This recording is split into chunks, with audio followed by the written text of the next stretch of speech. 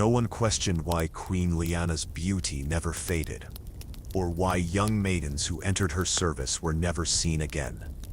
The crimson liquid that filled her marble bathtub each night was dismissed as exotic oils and rose petals, until a kitchen maid discovered the underground chambers where the real preparation took place. You will never be the same after hearing this story. Tell us in the comments which country you're watching from. Now let darkness surround you and dive into the terrible secrets of Silvermoon Castle. The morning mist clung to the towers of Silvermoon Castle like ghostly fingers, reluctant to release their grip on the ancient stones. From the valley below, the fortress appeared as a vision of ethereal beauty, its white marble walls gleaming like pearls against the pewter sky. The castle had stood for 3 centuries, but none of its previous rulers had commanded the same mixture of awe and unease that surrounded its current mistress. Queen Lyanna Silvermoon had reigned for 15 years, and in all that time, she had remained as breathtakingly beautiful as the day she first ascended the throne at 25. Her subjects whispered that she possessed the blood of ancient goddesses, that her beauty was a divine gift that transcended mortal limitations. Her skin remained as flawless as polished ivory. Her raven black hair cascaded down her shoulders without a single strand of silver, and her emerald eyes held a luminous quality that could entrance kings and beggars alike. What the common people did not know was that Queen Lyanna's perfection came at a price that would have horrified even the most hardened warriors. The secret lay not in divine blessing, but in rituals so dark and twisted that they transformed the elegant halls of Silvermoon Castle into chambers of unspeakable horror. The truth was hidden in the depths of the castle, in rooms that existed on no official blueprints, accessible only to those who had sworn terrible oaths of silence. Lyanna Ashworth had arrived at Silvermoon Castle 6 months earlier, a baker's daughter from the distant village of Millbrook who had been selected to serve in the royal kitchens. At 19, she possessed the kind of natural beauty that needed no adornment. Golden hair that caught sunlight like spun silk, eyes the color of summer meadows, and a gentle spirit that had endeared her to both the kitchen staff and the castle's minor nobles. Her position in the kitchens was considered fortunate, as kitchen maids rarely disappeared like the personal servants who attended the queen directly. Lyanna had noticed the pattern within her first month at the castle, though she had initially dismissed her observations as coincidence or misunderstanding. Young women would arrive to serve as ladies-in-waiting, personal maids, or chamber attendants, usually girls of exceptional beauty selected from noble families throughout the kingdom. They would serve for several weeks, sometimes months, becoming familiar faces in the castle corridor. Then, without warning or explanation, they would simply vanish. When Lyanna inquired about these disappearances, she was always given the same explanations. The girls had returned home to care for sick relatives, had married suddenly, or had been transferred to serve in other noble households. The answers were delivered with such casual confidence that questioning them seemed almost impolite. Yet Lyanna's practical mind, sharpened by years of managing her father's bakery accounts, detected inconsistencies that troubled her deeply. The missing girls never sent letters back to friends they had made at the castle. Their personal belongings were never collected, remaining in their chambers until new servants quietly removed them. Most disturbing of all, none of the supposedly transferred servants ever appeared in the other noble houses, where they had allegedly been sent. Lyanna had begun keeping a mental catalog of the disappeared, and the number was far higher than anyone seemed willing to acknowledge. The castle itself reflected its mistress's unnatural preservation in ways that defied rational explanation. Where other ancient fortresses showed signs of age and wear, Silvermoon remained pristine. Its marble corridors gleamed as if they had been carved yesterday. Its tapestries showed no fading despite exposure to centuries of sunlight, and even the gardens bloomed with flowers that seemed too vibrant and perfect for the harsh mountain climate. The very air within the castle walls felt different, thicker somehow, charged with an energy that made sensitive individuals uncomfortable and caused animals to avoid the grounds entirely. Lyanna's duties in the kitchen had gradually expanded as her competence and reliability became apparent to the head cook, Master Aldrich. Her responsibilities now included not only food preparation but also the management of special deliveries and the coordination of meals for important guests. It was this expanded role that first brought her into direct contact with the Queen's most closely guarded secrets. The request had come on a cold autumn evening, when the castle was shrouded in fog that seemed to rise from the very stones themselves. Master Aldrich approached Lyanna with unusual nervousness, his weathered hands trembling as he handed her a set of ornate silver keys and a detailed list of instructions written in the Queen's own hand. "Lyanna," he said, his voice barely above a whisper, "you've been chosen for a special honor. Queen Lyanna requires assistance with her evening preparations, and she has specifically requested your services. You are to go to the lower chambers and prepare her nightly bath according to these exact specifications. This is a great privilege, child, but also a great responsibility. You must follow the instructions precisely and speak of what you see to no one." The instructions were unlike anything Lyanna had ever encountered. They detailed the preparation of a bath using ingredients that seemed more suited to a medieval alchemy laboratory than a royal bathing chamber. Rare herbs and oils were to be mixed in specific proportions, candles made from unusual wax were to be lit in predetermined patterns, and the bath temperature was to be maintained at exactly 98 degrees throughout the process. Most puzzling of all was the final instruction: the crimson preparation will be delivered separately. Add it to the bath water only after all other components are ready. Do not taste, touch, or smell this substance directly. Lyanna descended through corridors she had never seen before, following a route that took her deep into the castle's foundation. The passages grew narrower and more ancient as she progressed, their walls carved from living rock rather than the polished marble of the upper levels. Strange symbols were etched into the stone at irregular intervals, markings that seemed to shift and writhe in the flickering torchlight. The air grew colder and thicker, carrying scents that Lyanna could not identify but that made her stomach churn with inexplicable dread. The bathing chamber, when she finally reached it, was a marvel of luxury and craftsmanship that took her breath away. The room was circular, its domed ceiling supported by columns of white marble veined with gold. At the center stood a bathtub carved from a single enormous emerald, its surface polished to mirror perfection. Surrounding the tub were braziers designed to hold the special candles, and along the walls stood shelves containing hundreds of bottles, vials, and containers filled with substances that glowed with their own inner light. Lyanna began following the Queen's instructions with meticulous care, measuring and mixing the specified ingredients while maintaining the precise temperature requirements. The herbs released exotic fragrances that seemed to alter her perception, making colors appear more vivid and sounds more distant. The oils created patterns on the water's surface that moved with hypnotic regularity, forming designs that resembled ancient scripts or mystical symbols. As she worked, Lyanna became aware of sounds echoing through the chamber, whispers that seemed to come from the walls themselves, and distant melodies that had no apparent source. The candlelight cast shadows that moved independently of their flames, creating an atmosphere that was both beautiful and deeply unsettling. She found herself working faster, eager to complete her task and return to the familiar safety of the kitchen levels. The crimson preparation arrived exactly as Lyanna was lighting the final candles.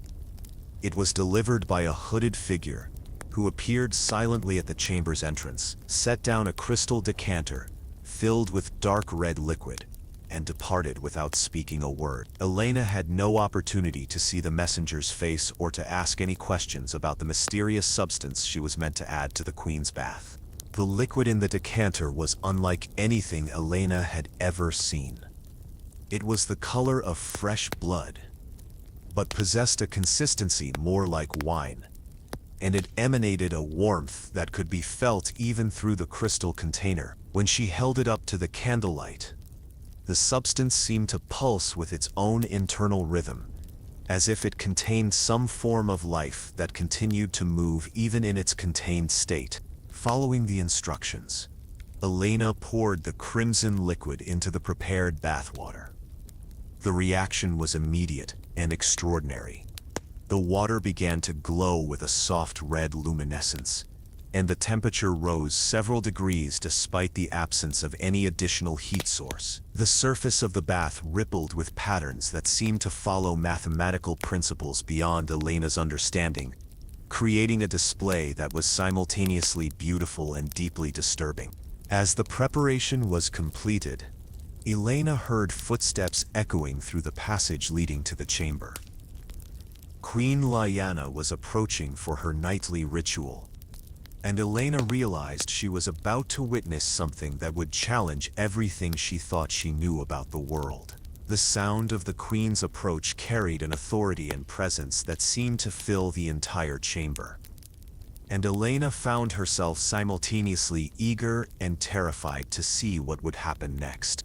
The final candles were lit, the bath temperature was perfect, and the crimson liquid had transformed the emerald tub into something that looked more like a vessel for ancient magic than a simple bathing facility. Lyanna positioned herself near the chamber's entrance as instructed, ready to assist the Queen while remaining as unobtrusive as possible. The footsteps grew louder, accompanied by the rustle of silk and the soft chiming of jewelry, until finally Queen Lyanna herself appeared at the threshold. Even in the strange red glow of the prepared bath, Queen Lyanna's beauty was breathtaking.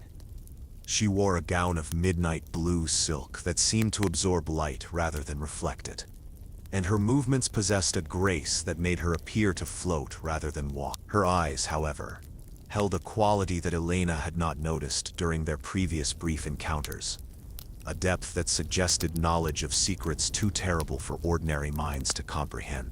"You have done well, child," the Queen said, her voice carrying harmonics that seemed to resonate in Lyanna's bones.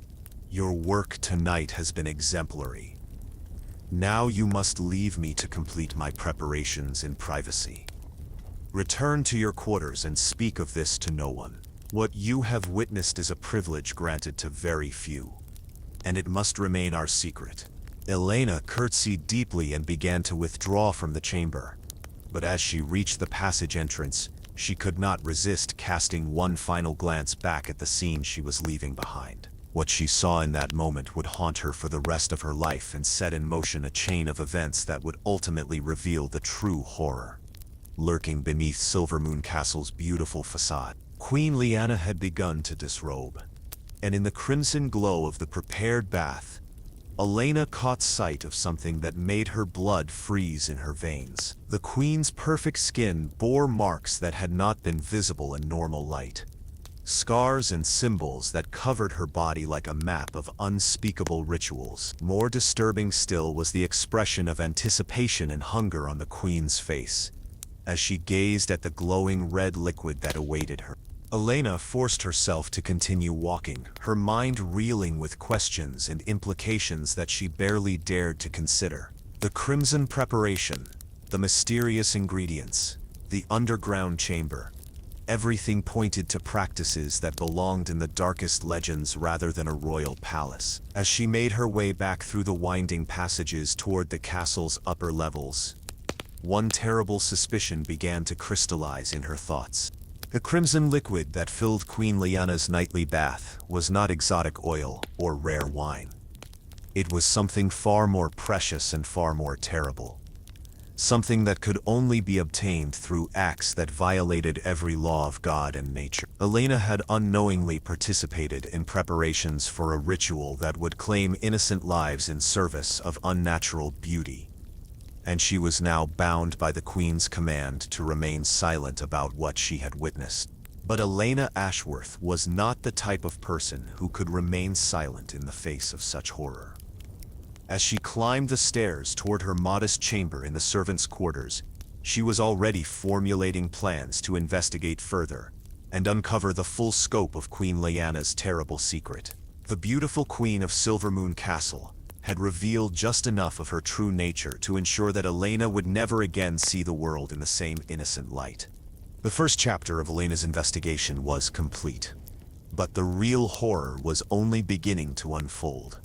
Lyanna Ashworth could not sleep that night. Every time she closed her eyes, she saw the crimson liquid pulsing with its own heartbeat, the Queen's scarred skin gleaming in the red glow, and that expression of terrible hunger on Lyanna's perfect face. The memory of what she had witnessed burned in her mind like a brand, demanding answers that she knew would come at a price she might not be willing to pay. The servants' quarters were silent, except for the soft breathing of her roommates. But Lyanna's mind raced with questions that grew more disturbing with each passing hour. The crimson preparation had arrived at precisely the right moment, delivered by someone who moved through the castle's passages with supernatural stealth. This was not a random occurrence, but part of a carefully orchestrated routine that had been perfected through years of practice. As dawn broke over Silvermoon Castle, Lyanna made a decision that would change the course of her life forever. She would investigate the truth behind Queen Lyanna's nightly rituals, no matter where that investigation might lead. The missing girls, the mysterious preparations, the underground chambers, all of it was connected, and she was perhaps the only person in the castle who had both the knowledge and the motivation to uncover the full scope of the horror. Lyanna's first opportunity came during the morning meal preparations when Master Aldrich assigned her to inventory the castle's wine cellars. The cellars were located in the same general area as the underground chambers where she had prepared the Queen's bath, providing her with a legitimate reason to explore the lower levels of the castle. She armed herself with a lantern, an inventory ledger, and a determination to find answers to the questions that had kept her awake all night. The wine cellars were vast and ancient, carved from living rock when the castle's foundations were first laid, centuries earlier. Hundreds of bottles lined the walls in carefully organized racks, their labels bearing dates that stretched back generations of Silvermoon rulers. Lyanna worked methodically through her assigned inventory, but her real attention was focused on mapping the layout of the underground passages and identifying potential routes to areas that were not part of her official duties. As she worked deeper into the cellars, Lyanna began to notice irregularities in the construction that suggested hidden chambers and concealed passages.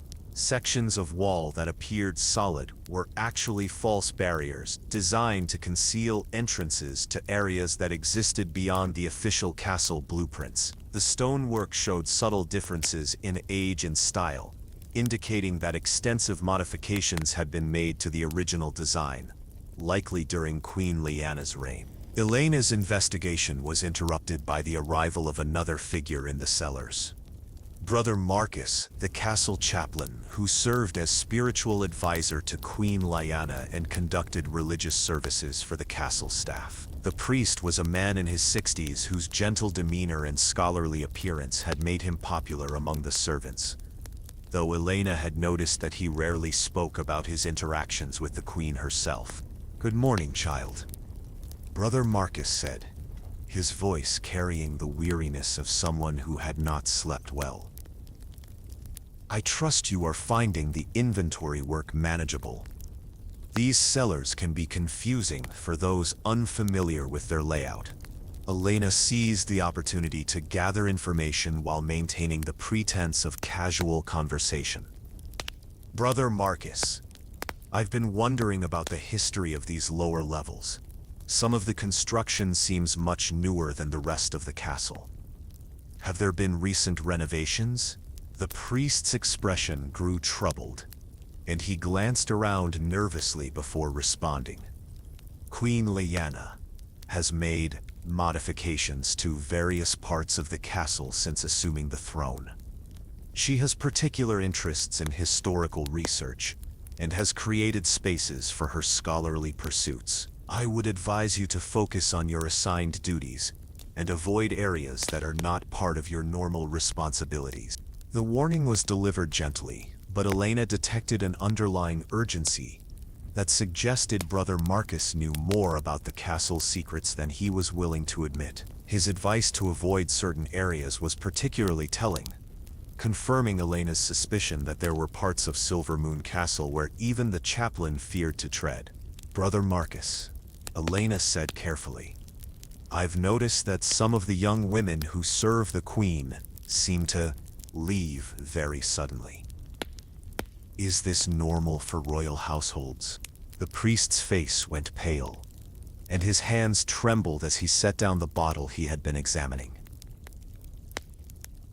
For a moment, Lyanna thought he might confide in her, but then his expression hardened with the resolve of someone who had made a terrible peace with circumstances beyond his control. "Child," he said, his voice barely above a whisper, "there are some questions that are better left unasked, and some truths that are too dangerous to know. Queen Lyanna is a woman of many interests and great power. Those who serve her faithfully are rewarded, while those who question her methods often find themselves reassigned to positions in distant lands. I pray that you will content yourself with your kitchen duties and avoid seeking knowledge that could bring you harm." Brother Marcus departed quickly, after delivering this warning, leaving Lyanna alone with the growing certainty that her suspicions were justified. The priest's reaction confirmed that the disappearances were neither random nor innocent, and that there were people within the castle who knew the truth but had been silenced through fear or complicity. Lyanna's exploration of the cellars revealed several concealed passages that led deeper into the castle's foundation. One particular corridor caught her attention because it headed in the direction of the underground chamber where she had prepared the Queen's bath. Following this passage with her lantern held high, she discovered a series of rooms that were clearly not part of the original castle design. The first room she encountered was a storage area, filled with containers and equipment that seemed designed for chemical processes rather than typical castle operations. Glass vessels of various sizes lined wooden shelves, many containing liquids that glowed with unnatural colors in the lantern light. The air was thick with the scent of herbs and spices, but underneath these familiar aromas lurked something else, a sweet metallic smell that made Lyanna's stomach churn. Among the containers, Lyanna found bottles labeled with ingredients she recognized from the Queen's bath preparations, but also substances that had no place in any normal household. Preservatives typically used by embalmers, acids employed in metalworking, and chemicals that Lyanna knew were used in the tanning of leather. The combination suggested processes that were far more sinister than simple beauty treatments. A leather-bound ledger lay open on a wooden table in the center of the room, its pages filled with entries written in Queen Lyanna's distinctive handwriting. Lyanna approached the book with trembling hands, knowing that what she was about to read would likely confirm her worst fears about the castle's missing inhabitants. The ledger contained detailed records of the Queen's nightly preparations, with entries dating back 15 years to the very beginning of Lyanna's reign. Each entry included information about the primary component used in that night's bath, described in clinical terms that barely concealed their true nature. Dates, quantities, and effectiveness ratings were recorded with scientific precision, creating a catalog of horror that spanned more than a decade. Lyanna's hands shook as she read entries that described the acquisition and processing of young women who had served in the castle. Names that she recognized from the missing persons roster appeared with chilling frequency, accompanied by notes about their physical characteristics and the quality of the essence they had provided. The ledger revealed that Queen Lyanna's beauty regimen was not occasional indulgence but a systematic program of murder that had claimed hundreds of victims over the years.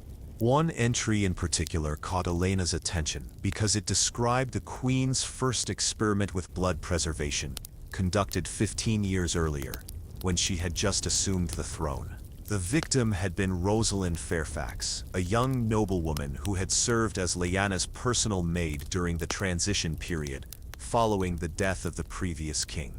According to the ledger, Rosalind had been selected not for any wrongdoing, but simply because she possessed the qualities that Queen Lyanna deemed most valuable: youth, beauty, and what the text described as spiritual purity. The experimental process had been crude compared to the refined techniques described in later entries, but it had proven successful enough to convince Lyanna that she had discovered the secret to eternal youth.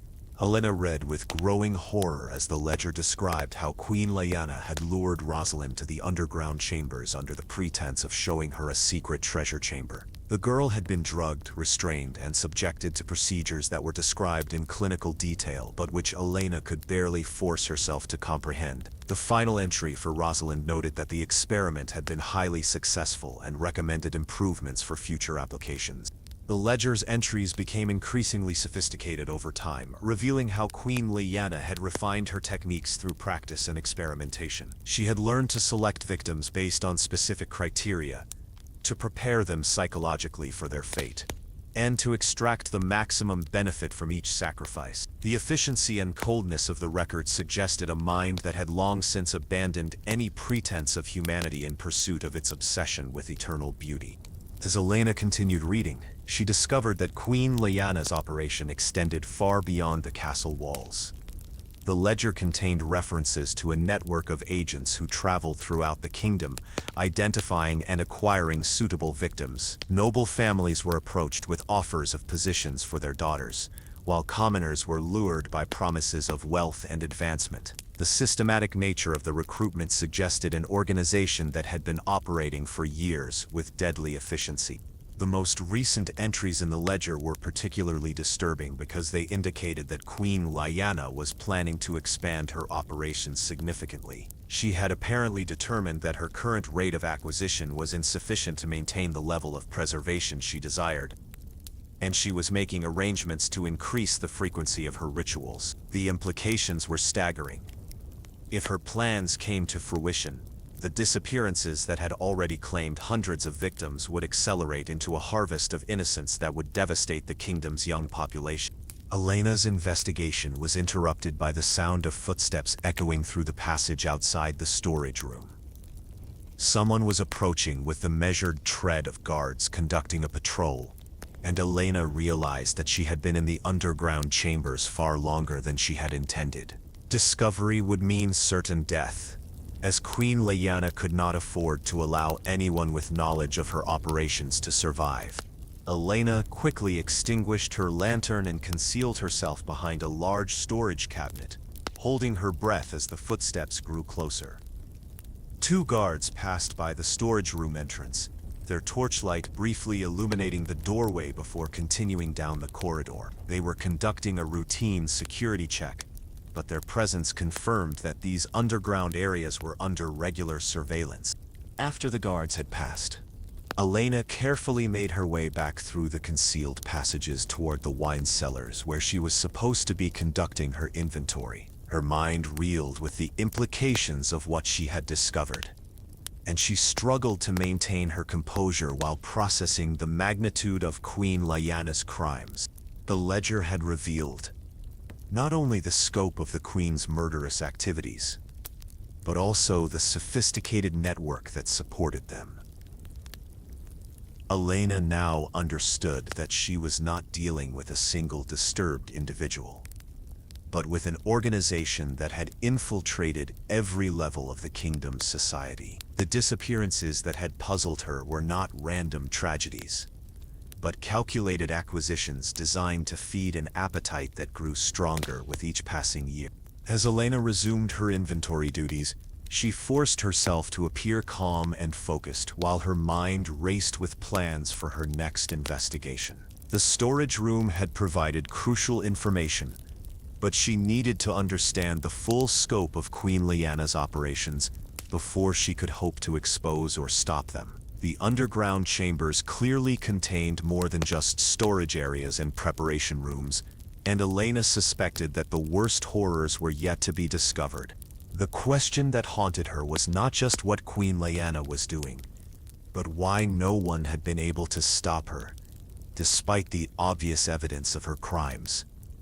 The answer, Elena was beginning to realize, lay in the network of complicity and fear that surrounded the queen like a protective barrier. Brother Marcus's warning had made it clear that people throughout the castle knew the truth, but had been silenced through a combination of terror and self-preservation.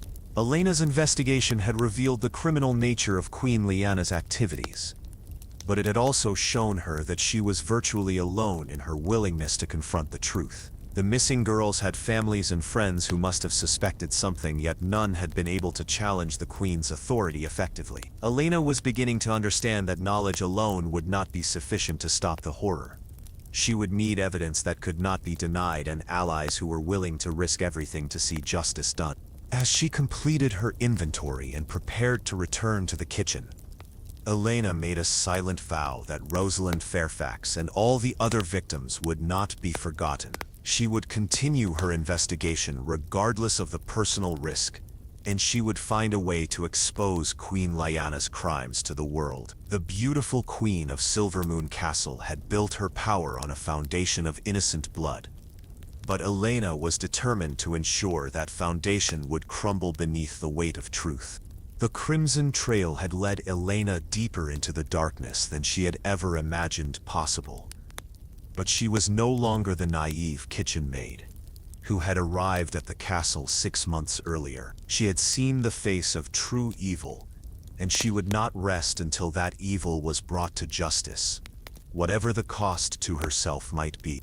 3 nights after discovering Queen Lyanna's ledger of horrors, Elena found herself unable to concentrate on her kitchen duties. The knowledge she had gained weighed on her like a physical burden, making every moment of normal life feel like a betrayal of the victims whose names she had read in that terrible book. She knew she needed to investigate further, to gather evidence that could not be dismissed or explained away. But the deeper chambers of the castle's underground labyrinth remained unexplored and potentially deadly. Elena's opportunity came during the evening meal service when a commotion in the Great Hall provided the perfect distraction.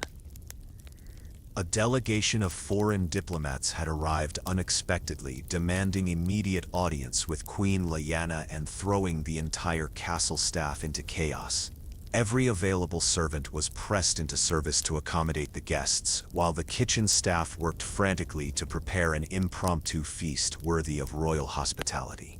In the midst of this organized pandemonium, Elena volunteered to retrieve rare wines from the deepest sections of the cellars, selections that would impress the distinguished visitors and demonstrate the wealth of Silvermoon Castle. Master Aldrich, overwhelmed by the sudden demands on his kitchen, gratefully accepted her offer and provided her with a list of specific vintages that would complement the hastily planned menu.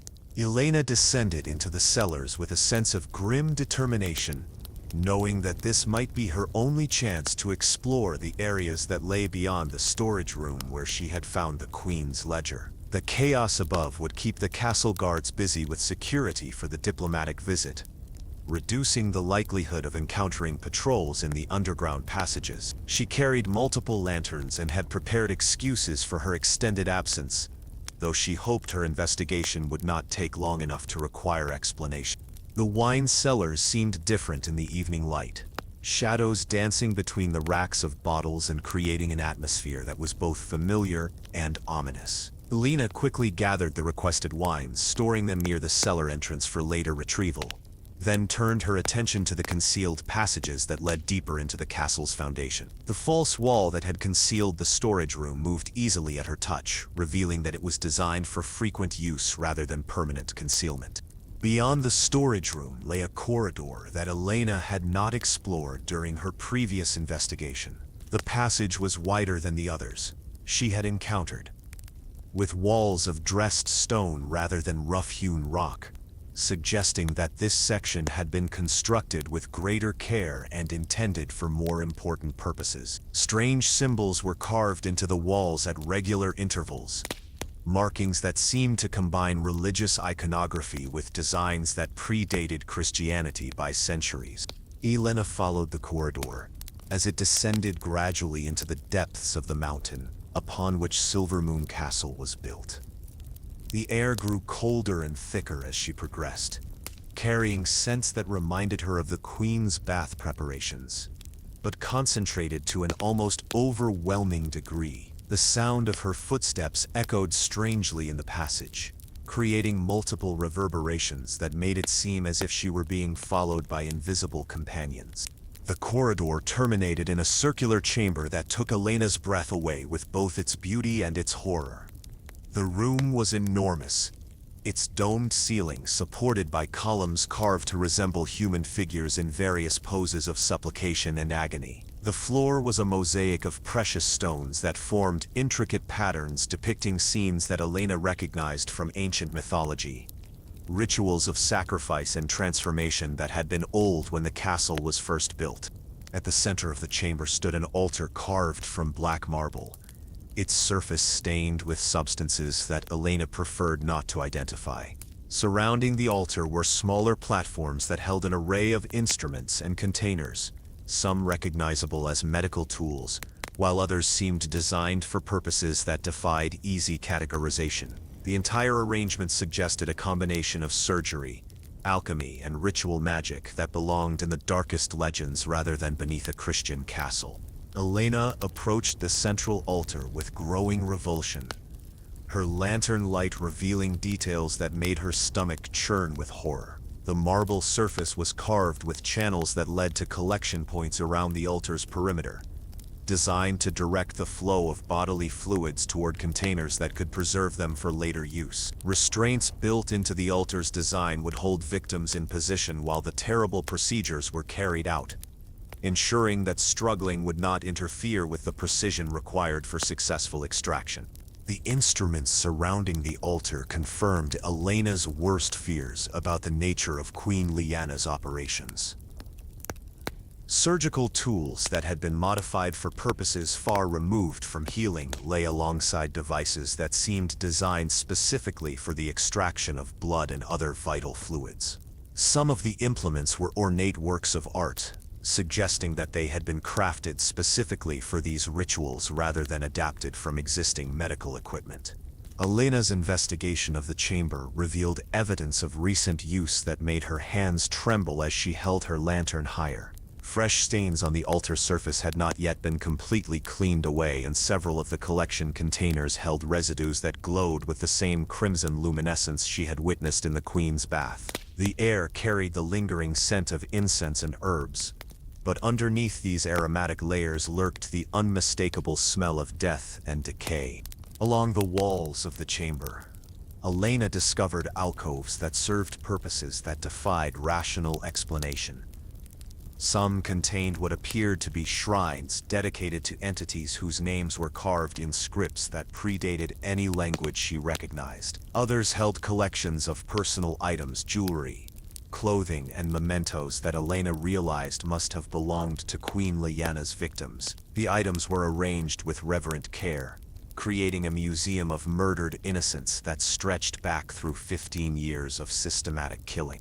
One particular alcove caught Lyanna's attention because it contained a portrait gallery of the Queen's victims, paintings that captured their faces with heartbreaking accuracy and detail. Lyanna recognized several of the subjects as girls who had supposedly left the castle to marry or serve in distant households. The portraits revealed the truth that the official explanations had concealed. These young women had never left Silvermoon Castle alive, and their beauty had been preserved only in oil and canvas, while their lives were stolen to feed Queen Lyanna's unnatural preservation.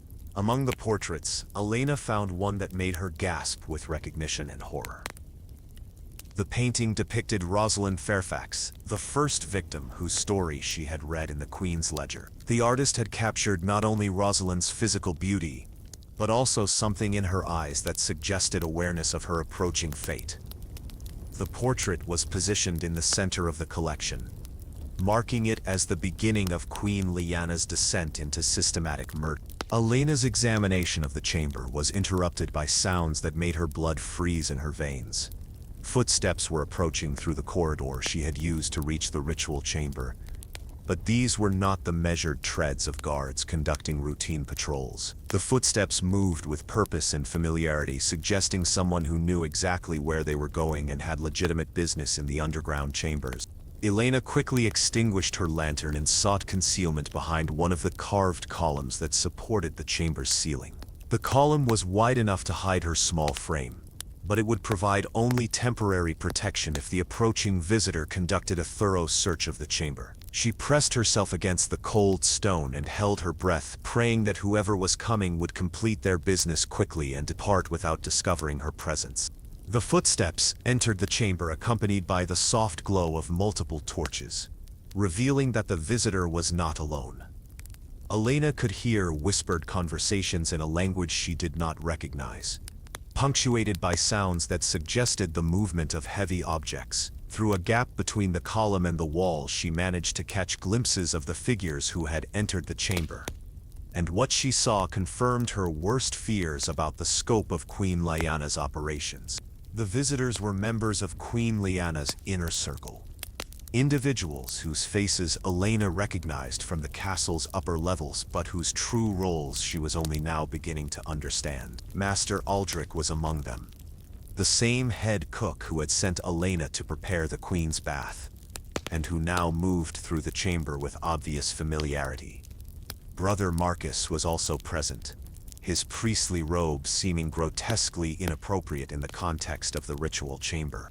But most shocking of all was the presence of Lady Catherine Whitmore, the castle's head seamstress and a woman whom Lyanna had considered one of the few genuinely kind people in Silvermoon Castle. Lady Catherine directed the others with quiet authority, revealing that she held a position of significant responsibility within Queen Lyanna's organization. The betrayal hit Lyanna like a physical blow, forcing her to confront the reality that corruption within the castle extended far beyond what she had imagined. The group worked with practiced efficiency to prepare the chamber for what Lyanna realized must be an upcoming ritual. Fresh candles were lit according to patterns that matched those described in the Queen's ledger, while the altar was cleaned and prepared with substances that gave off vapors which made Lyanna's eyes water even from her concealed position. The ritual preparations were clearly routine for these individuals, suggesting that they had participated in countless such ceremonies over the years. Lyanna watched in growing horror as the conspirators brought forth containers of the crimson liquid she had seen in the Queen's bath, storing them in specialized holders that maintained precise temperatures and prevented contamination. The quantity of liquid being prepared suggested that the upcoming ritual would be larger in scope than the nightly bath ceremonies, possibly involving multiple victims whose combined essence would provide Queen Lyanna with enhanced preservation effects. The conversation between the conspirators revealed details about their operation that Lyanna had not previously understood. They spoke of quotas that needed to be met, territories that required additional recruitment, and modifications to their procedures that would improve efficiency and reduce the risk of detection. The clinical nature of their discussion made it clear that they viewed their victims not as human beings but as raw materials to be harvested for their mistress's benefit. Master Aldrich reported on arrangements he had made with contacts in distant villages, individuals who would identify suitable candidates and arrange for their transportation to Silvermoon Castle under various pretenses. Brother Marcus described his efforts to provide religious justification for the Queen's activities, crafting theological arguments that would satisfy any critics who might question the moral implications of the operation. Lady Catherine detailed improvements to the preservation and storage systems that would allow them to maintain larger quantities of extracted essence for extended periods. As Lyanna listened to these revelations, she began to understand the true scope of the conspiracy that surrounded Queen Lyanna. The operation was not limited to the castle itself, but extended throughout the kingdom and possibly beyond, involving a network of collaborators who had been carefully selected and thoroughly compromised. The systematic nature of their activities suggested years of planning and refinement, creating an organization that was virtually immune to casual detection or interference. The conspirators' preparations were interrupted by the arrival of additional figures who brought news that made Lyanna's heart race with terror. Guards were escorting new victims to the holding chambers, girls who had been acquired during recent recruitment operations, and who were being prepared for processing in the upcoming ritual. The victims would be held in cells adjacent to the ritual chamber, allowing Queen Lyanna easy access when she was ready to begin her ceremony. Lyanna realized that she was about to witness something that would haunt her for the rest of her life, assuming she survived to have a rest of her life. The victims being brought to the chamber were girls not much younger than herself, innocents whose only crime was possessing the beauty and vitality that Queen Lyanna coveted. Lyanna felt a moral obligation to try to help them, but she also recognized that any attempt at rescue would likely result in her own capture and death. The sound of approaching voices grew louder as the victims were brought through the corridors toward the holding chambers. Lyanna could hear sobbing and whispered prayers, sounds that revealed the girls' awareness that they faced something terrible even if they did not yet understand the full nature of their fate. The conspirators moved to complete their preparations, clearly expecting Queen Lyanna's arrival soon after the victims were secured in their cells. Lyanna faced a terrible choice between her own survival and her moral obligation to the innocent girls who were about to become victims of Queen Lyanna's monstrous appetites. She could attempt to escape through the corridors while the conspirators were distracted by their preparations, ensuring her own safety but abandoning the victims to their fate. Alternatively, she could try to find a way to help the girls, though such an attempt would almost certainly result in her own capture and death. As the first of the victims was brought into the chamber, Lyanna caught sight of a face that made her decision for her. Among the girls being escorted to the holding cells was Mary Thornwick, a baker's daughter from a village near Lyanna's own home. Mary was barely 16 years old, a gentle soul, who had dreamed of serving in a noble household and earning enough money to support her widowed mother. The sight of Mary's terrified face made it impossible for Lyanna to consider abandoning the victims to save herself. Lyanna began to formulate a desperate plan that might allow her to disrupt the ritual preparations and create an opportunity for some of the victims to escape. The plan was dangerous and unlikely to succeed, but the alternative was to remain hidden while innocents were murdered for the sake of an evil queen's vanity. Lyanna had discovered the full horror of Queen Lyanna's operations, and now she faced the ultimate test of whether she had the courage to act on her knowledge regardless of the personal cost. The underground chamber had revealed secrets that challenged everything Lyanna thought she knew about evil and corruption. But it had also shown her that some things were worth risking everything to oppose. Queen Lyanna's reign of terror had continued unchallenged for 15 years, but Lyanna was determined to ensure that this night would mark the beginning of its end, whatever the consequences might be for herself. Lyanna's heart pounded as she watched the conspirators complete their preparations for what she now understood would be Queen Lyanna's most ambitious ritual yet. 10 young women had been brought to the holding chambers, more victims than had ever been processed in a single ceremony, according to the records she had seen in the Queen's ledger. The scale of the planned massacre filled Lyanna with a desperate urgency that overrode her natural caution and self-preservation instincts.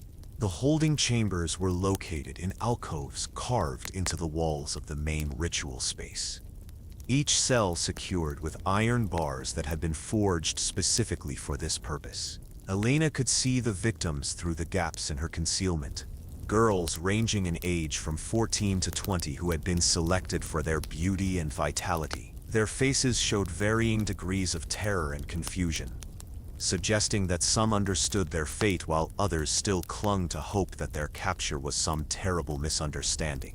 Mary Thornwick sat in the cell closest to Lyanna's hiding place, her young face streaked with tears but her posture still defiant despite the hopelessness of her situation. Lyanna had known Mary since childhood, and seeing her friend reduced to this state of terror filled Lyanna with a rage that burned away her fear and replaced it with cold determination. If she was going to die attempting a rescue, at least she would die fighting against the evil that had corrupted Silvermoon Castle. Lyanna's plan was born of desperation rather than careful thought, but it offered the only chance she could see for disrupting the ritual and possibly saving some of the victims.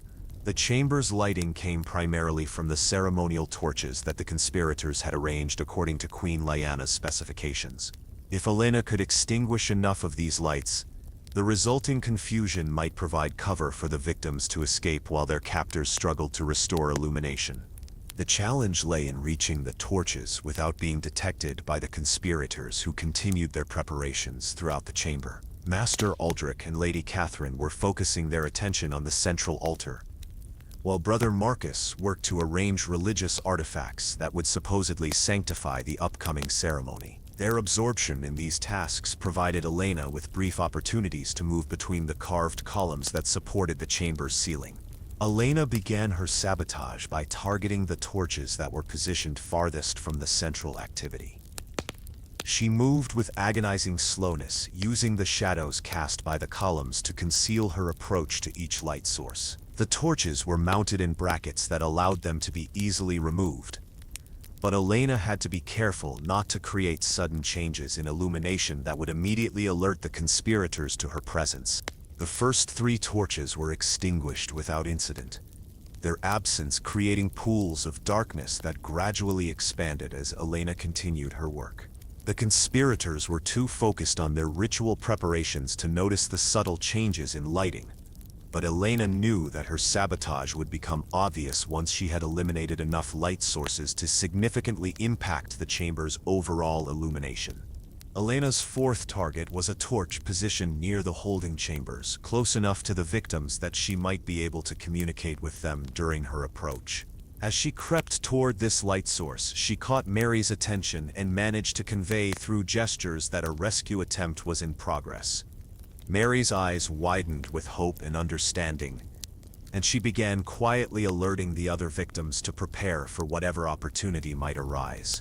The extinguishing of the 4th torch finally attracted attention from Brother Marcus, who looked up from his religious preparations with a puzzled expression. He called out to his companions about the unusual shadows that were beginning to dominate sections of the chamber, but Master Aldrich dismissed his concerns as nervousness about the upcoming ceremony. This brief exchange gave Lyanna precious additional minutes to continue her sabotage before the conspirators realized what was happening. Lyanna was approaching her 5th target when the sound of footsteps in the main corridor announced Queen Lyanna's arrival for the ritual. The Queen's approach was heralded by an entourage that included additional guards and servants, creating a commotion that would make Lyanna's continued movement more difficult, but also provide additional distraction for her sabotage efforts. Lyanna pressed herself against the nearest column and waited for the royal party to enter the chamber. Queen Lyanna's entrance was a spectacle that combined royal pageantry with occult ceremony in ways that were both magnificent and deeply disturbing. She wore robes of midnight blue silk embroidered with symbols that seemed to shift and writhe in the torchlight, while her crown had been replaced with a circlet of black metal that incorporated designs too ancient and alien to have originated in any Christian kingdom. Her beauty remained as breathtaking as ever, but in the context of the ritual chamber, it took on a predatory quality that made Lyanna's skin crawl with revulsion. The Queen was accompanied by figures that Lyanna had never seen before. Individuals whose appearance suggested they came from distant lands and whose presence implied that Queen Lyanna's network extended far beyond the borders of her own kingdom. These foreign collaborators moved with the confidence of people who had participated in similar ceremonies many times before, and their casual familiarity with the ritual preparations suggested that the horrors of Silvermoon Castle were part of a much larger pattern of evil. Queen Lyanna surveyed the prepared chamber with obvious satisfaction, her gaze lingering on the captured victims with an expression of anticipation that made Lyanna feel physically sick. The Queen spoke briefly with her various collaborators, reviewing the arrangements and making final adjustments to ensure that the ceremony would proceed according to her exacting specifications. Her voice carried the same musical quality that had always characterized her speech, but now Lyanna could hear the underlying coldness that revealed her complete lack of human empathy. The ritual began with invocations in languages that predated recorded history, chanted phrases that seemed to make the very air in the chamber thicken and vibrate with unnatural energies. Queen Lyanna positioned herself at the central altar while her collaborators took up stations around the chamber's perimeter, creating a circle of participants that encompassed the entire space. The victims in their cells began to sob and pray more loudly as they realized that their ordeal was about to begin. Lyanna used the cover provided by the ritual chanting to continue her sabotage, extinguishing 2 more torches while the conspirators were absorbed in their ceremony. The reduced lighting was finally becoming noticeable, but the participants seemed to interpret it as part of the intended atmosphere rather than evidence of interference. Lyanna realized that she needed to create a more dramatic disruption if she hoped to generate the chaos necessary for a successful escape attempt. The opportunity came when Queen Lyanna called for the first victim to be brought to the altar. Guards moved to open Mary Thornwick's cell, intending to drag the terrified girl to the sacrificial platform where her life would be drained away to feed the queen's vanity. Lyanna knew that this moment represented her last chance to act before the murders began in earnest, and she abandoned stealth in favor of direct action. Lyanna emerged from concealment with a torch in each hand, using them as weapons to attack the nearest guards while shouting for the victims to run for the chamber's exits. Her sudden appearance sent shockwaves through the ritual gathering, disrupting the ceremony's careful choreography and creating exactly the kind of chaos she had hoped to achieve. Guards rushed toward her position while the terrified victims pressed against their cell doors, calling for someone to release them from their prison. The battle that followed was brief but intense, with Lyanna using her knowledge of the chamber's layout to avoid capture while the guards struggled to coordinate their response in the reduced lighting. She managed to release 3 of the victims before being cornered by overwhelming numbers, but even this partial success represented a significant disruption to Queen Lyanna's plans. The escaped girls fled toward the corridors leading back to the castle's upper levels, carrying with them the potential to expose the horrors they had witnessed. Lyanna's capture was accomplished through sheer weight of numbers rather than superior tactics, and she found herself dragged before Queen Lyanna, with her hands bound and her body bearing the bruises of her struggle. The queen's expression showed no anger or surprise at this turn of events, suggesting that she had always expected some form of resistance and had prepared contingencies for dealing with it. Her calm acceptance of the disruption was perhaps more frightening than rage would have been. "Lyanna Ashworth," Queen Lyanna said, her voice carrying the same musical quality but now tinged with something that might have been amusement.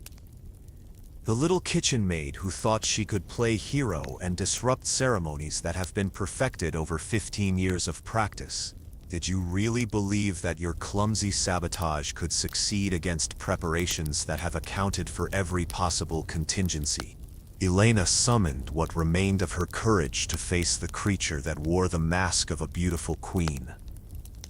"I know what you are," she said, her voice steadier than she had expected it to be.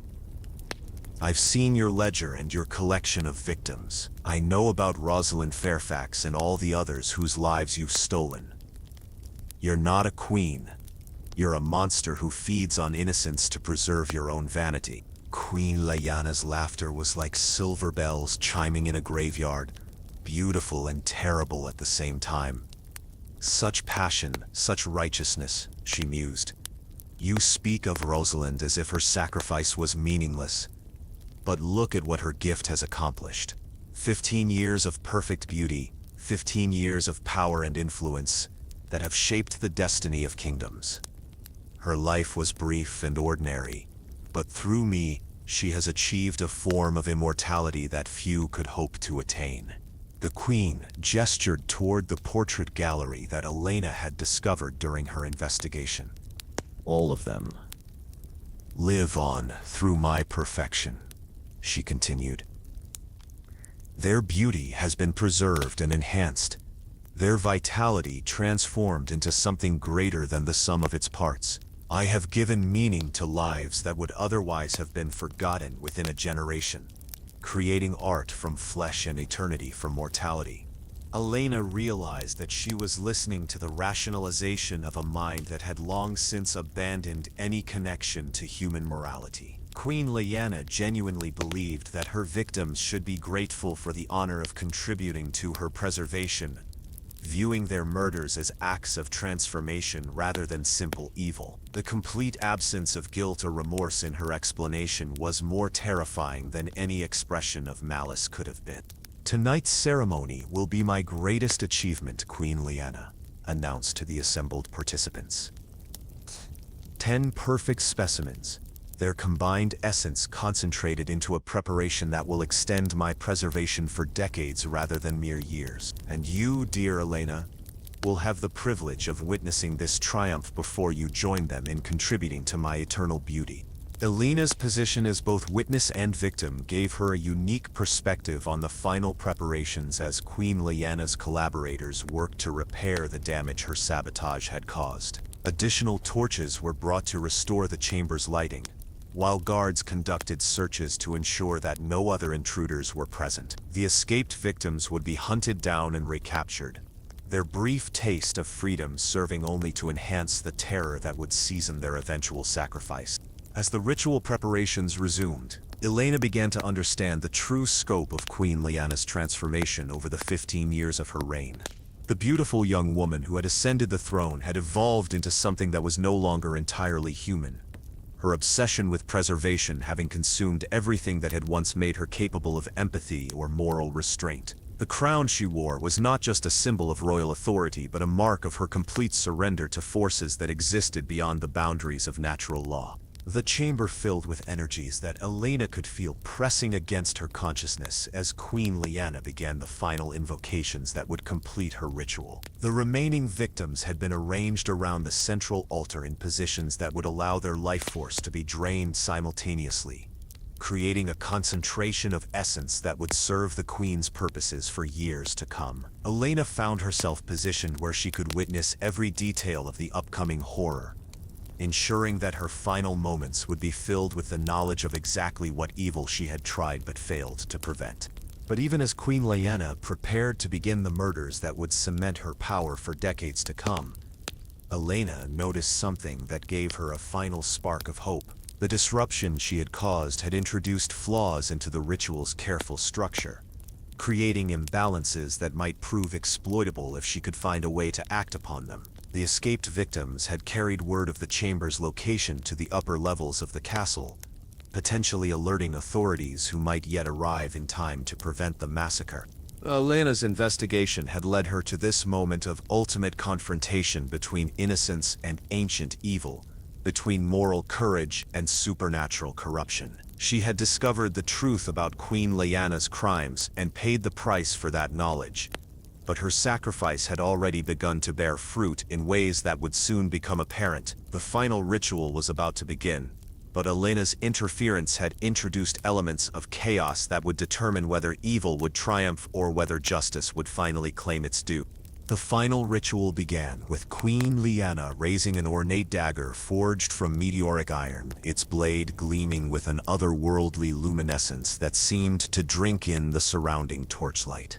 Lyanna watched in horror as the Queen positioned herself over the first victim, a girl of barely 16 whose terrified sobs echoed through the chamber like the cries of a dying bird. The moment had arrived when 15 years of systematic murder would culminate in a ceremony that would grant Queen Lyanna decades of preserved beauty at the cost of 10 innocent lives.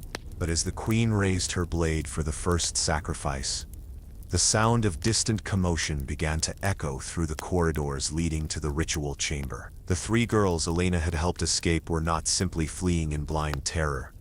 They were leading rescuers back to the underground horrors they had witnessed. The sound of armed men moving through the passages with purpose and determination suggested that Lyanna's desperate gamble was about to pay dividends she had never dared hope for. Queen Lyanna paused in her ritual preparations, her perfect features showing the first signs of concern as the sounds of approaching rescue grew louder and more organized. Master Aldrich and the other conspirators exchanged nervous glances, clearly unprepared for the possibility that their carefully guarded secrets might be exposed to outside authorities. The ritual chamber that had served as an impregnable fortress of evil was about to become a trap for those who had used it for their monstrous purposes. "It seems your little disruption has had consequences beyond what I anticipated," Queen Lyanna said to Lyanna, her voice maintaining its musical quality despite the obvious tension in her posture. No matter. The ritual can be completed quickly, and those who dare to interfere will simply provide additional material for future ceremonies. 15 years of perfecting these techniques have prepared me for any contingency. Lyanna realized that she still had one final card to play. One piece of knowledge that might disrupt Queen Lyanna's composure and create the opening that justice needed to prevail. During her investigation of the Queen's ledger, she had discovered references to the original source of Lyanna's power, the ancient texts and artifacts that had first revealed the secrets of blood preservation. If those sources could be destroyed or disrupted, the supernatural forces that sustained the Queen's unnatural beauty might finally claim their due. Your rituals depend on more than just murder, Lyanna called out, her voice carrying clearly through the chamber despite her bonds. I've read about the binding artifacts, the sources that anchor your power to this place. What happens to your perfect beauty when those anchors are severed? Queen Lyanna's expression changed dramatically at Lyanna's words, her mask of serene confidence cracking to reveal something that might have been fear. The ancient artifacts that Lyanna referenced were indeed crucial to the Queen's power, serving as focal points that channeled and concentrated the supernatural energies she had learned to manipulate. If those artifacts were damaged or destroyed, the accumulated effects of 15 years of rituals would begin to unravel with catastrophic speed. The sound of approaching rescuers grew louder, accompanied by voices that Lyanna recognized as belonging to castle guards who remained loyal to justice rather than complicit in evil. Among the approaching voices, she could hear Sir Roland Blackthorne, the captain of the Royal Guard who had been away on diplomatic missions during the recent escalation of Queen Lyanna's activities. His return to the castle had provided the authority needed to organize a rescue operation based on the testimony of the escaped victims. Queen Lyanna's reaction to the approaching rescue revealed the extent to which her power depended on secrecy and control. Without the ability to manipulate circumstances to her advantage, she was merely a woman with unnatural beauty and a collection of murderous artifacts. The systematic approach that had served her for 15 years was useless against direct confrontation by forces that refused to be intimidated or corrupted. You understand nothing about the forces you seek to disrupt, Queen Lyanna snarled, her beautiful features contorting with rage that revealed glimpses of the ancient evil that lurked beneath her perfect skin. These rituals connect me to powers that existed before your ancestors learned to write, entities that demand payment in blood and suffering. I am their chosen vessel, their perfect instrument for reshaping the world according to designs beyond your comprehension. Lyanna watched as Queen Lyanna began a frantic attempt to complete at least part of her ritual before the rescuers could reach the chamber. The Queen's movements became increasingly desperate as she tried to drain enough essence from her intended victims to sustain her power through whatever confrontation was approaching. But her haste introduced flaws into procedures that required precise timing and careful preparation, creating exactly the kind of instability that Lyanna had hoped to provoke.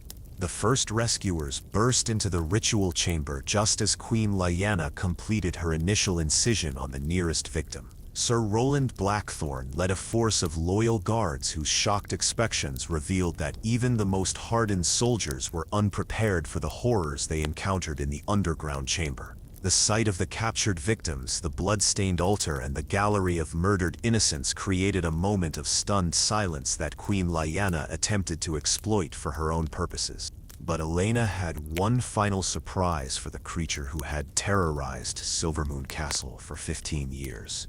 During her investigation of the storage chambers, she had discovered the location of the binding artifacts that anchored Queen Lyanna's power to the castle's foundation. The artifacts were housed in a separate alcove, protected by barriers that had seemed impregnable until Lyanna realized that they could be disrupted by someone with knowledge of their true nature and purpose. Sir Roland, Lyanna called out, her voice cutting through the chaos of the rescue operation. The artifacts in the eastern alcove, they must be destroyed if you want to stop her power at its source. Elena's revelation sent shockwaves through both the rescuers and Queen Lyanna's remaining supporters. The location of the binding artifacts had been the most closely guarded secret of the entire operation, known only to Queen Lyanna herself and the most trusted members of her inner circle. Elena's knowledge of their location and importance demonstrated that her investigation had penetrated deeper into the conspiracy than anyone had realized. Sir Roland immediately dispatched a detachment of his guards to locate and destroy the artifacts. Elena had described. Their departure left fewer men to secure the ritual chamber, but Elena's information had provided them with the key to ending Queen Lyanna's reign of terror permanently rather than simply interrupting her current plans. The destruction of the binding artifacts would unravel 15 years of accumulated power and reduce the queen to her natural state. Queen Lyanna's reaction to the threat against her artifacts was immediate and violent. She abandoned her attempts to complete the ritual and instead began channeling the power she had already accumulated into direct attacks against the rescuers. Waves of supernatural energy erupted from her position at the central altar, creating effects that defied natural law and challenged the sanity of everyone present. Guards who came too close to her position aged decades in seconds, while others found themselves paralyzed by forces that attacked their minds rather than their bodies. But Elena's disruption of the ritual preparations had introduced flaws into Queen Lyanna's power base that made her attacks increasingly unstable and unpredictable. The supernatural energies she attempted to channel began to turn against her as the careful balance she had maintained for 15 years started to collapse. Her perfect beauty began to show subtle signs of deterioration as the forces that sustained her preservation demanded payment for the power she was expending. The sound of shattering crystal echoed through the chamber, as Sir Roland's detachment successfully located and destroyed the first of the binding artifacts. The effect on Queen Lyanna was immediate and dramatic. Her flawless skin began to develop lines and blemishes as decades of accumulated time started to reclaim their due. The supernatural preservation that had maintained her appearance at 25 years of age began to unravel, revealing glimpses of the ancient creature she had become through her dark bargains. "No!" Queen Lyanna screamed, her voice losing its musical quality and becoming harsh with desperation and rage. "You cannot destroy what has taken centuries to perfect. I am eternal. I am beautiful beyond your comprehension. I will not be reduced to the decay that claims ordinary mortals." But Elena could see that the queen's protests were the desperate cries of someone who felt control slipping away for the first time in 15 years. Each artifact that the guards destroyed weakened her connection to the supernatural forces that had sustained her unnatural preservation. Her beauty, which had seemed absolute and permanent, was revealed to be as fragile as any illusion when stripped of the power that maintained it. The destruction of the second artifact sent shockwaves through Queen Lyanna's form that were visible to everyone in the chamber. Her raven black hair began to show streaks of white, then gray, then silver, as the years she had cheated began to reassert their claim. Her smooth skin developed wrinkles that deepened with each passing moment, while her luminous eyes grew dim and clouded with the weight of accumulated time. Elena watched in fascination and horror as Queen Lyanna's true age began to reveal itself. The woman who had appeared to be 25 for 15 years was actually far older than anyone had suspected. The preservation rituals had not simply maintained her existing beauty. They had been used to reverse aging that had already progressed far beyond normal human limits. Queen Lyanna was not a young woman who had avoided aging. She was an ancient creature who had used supernatural means to disguise her true nature. As the third artifact shattered under the guards' assault, Queen Lyanna's transformation accelerated beyond any hope of reversal. Her midnight blue robes began to hang loose on a frame that was shrinking and withering with supernatural speed. Her circlet of black metal fell from her head as her skull contracted, clattering to the chamber floor with a sound like a death knell.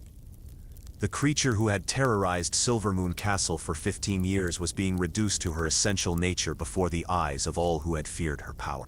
The revelation of Queen Lyanna's true age was more shocking than anyone present could have imagined, as her supernatural preservation completely collapsed. It became clear that she was not merely old, but ancient beyond normal human limits. The flesh that had appeared so perfect began to mummify and decay, suggesting that she had died long ago and had been sustained only by the constant infusion of stolen life force. Her beauty had been nothing more than an elaborate mask worn by something that should have crumbled to dust centuries earlier. Elena's investigation had uncovered not just a murderer, but a creature that had transcended natural death through the systematic consumption of innocent lives. Queen Lyanna's reign had been the work of something that existed in violation of every natural law, sustained only by rituals that perverted the boundary between life and death. Her destruction was not simply justice for her crimes, but a restoration of the natural order that she had corrupted through her unholy practices.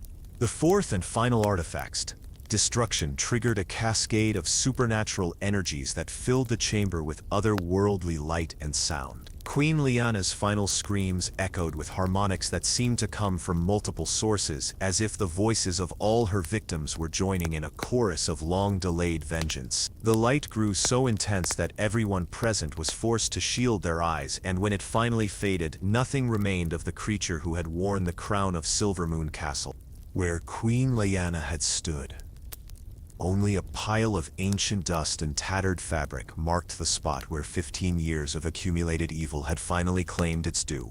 The supernatural forces that had sustained her unnatural existence had withdrawn their support, leaving behind only the evidence of crimes that had violated every principle of human decency. The chamber that had served as her temple of blood had become her tomb, a fitting end for someone who had built her power on the graves of innocence. Lyanna found herself freed from her bonds as the guards worked to secure the chamber and attend to the surviving victims. The ritual that was meant to grant Queen Lyanna decades of additional preservation had instead become the catalyst for her ultimate destruction. Lyanna's investigation and the courage of the escaped victims had combined to ensure that justice finally prevailed over ancient evil, though the cost had been measured in lives that could never be recovered. Sir Roland approached Lyanna with an expression that combined admiration with horror at what they had all witnessed. "Lyanna Ashworth," he said, his voice hoarse from the supernatural energies that had filled the chamber. "Your courage has saved not only these victims but likely countless others who would have fallen prey to that creature's appetite. The kingdom owes you a debt that can never be fully repaid." Lyanna looked around the chamber that had served as the stage for so much horror and suffering. The portrait gallery of victims still lined the walls, their painted faces serving as testament to the scope of Queen Lyanna's crimes. The altar where innocent blood had been spilled would need to be destroyed, and the entire underground complex would have to be sealed to prevent anyone from attempting to continue the work that had died with its monstrous creator. As the rescue operation continued, and the surviving victims were brought to safety, Lyanna reflected on the investigation that had led to this moment of triumph and tragedy. She had begun as a simple kitchen maid who noticed unexplained disappearances, but her determination to uncover the truth had revealed horrors that challenged everything she thought she knew about the nature of evil. The beautiful queen who had ruled Silvermoon Castle had been revealed as something ancient and terrible, a creature whose very existence was an affront to the natural order.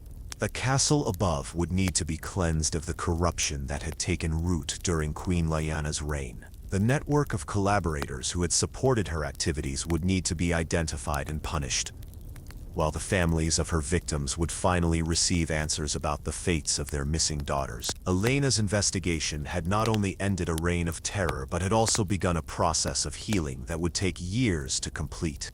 As dawn broke over Silvermoon Castle, Lyanna emerged from the underground chambers into sunlight that seemed brighter and cleaner than any she had ever experienced. The evil that had poisoned the castle's atmosphere for 15 years had been purged, leaving behind a sense of renewal and hope that touched everyone who had survived the night's revelations. The price of beauty, Lyanna had learned, was far higher than anyone should ever be asked to pay. And the true beauty lay not in artificial preservation but in the courage to stand against evil regardless of the personal cost. Lyanna Ashworth had entered Silvermoon Castle as a baker's daughter seeking honest work. But she left as a hero whose investigation had ended one of the darkest chapters in the kingdom's history. The story of Queen Lyanna's reign of terror would be told for generations as a warning about the corruption that could result from unchecked vanity and the supernatural forces that waited to exploit human weakness. But it would also be remembered as a testament to the power of moral courage and the ultimate triumph of justice over even the most ancient and terrible evil. The midnight baths of Queen Silvermoon had finally ended, and with them a nightmare that had lasted far longer than any natural life should have been permitted to endure.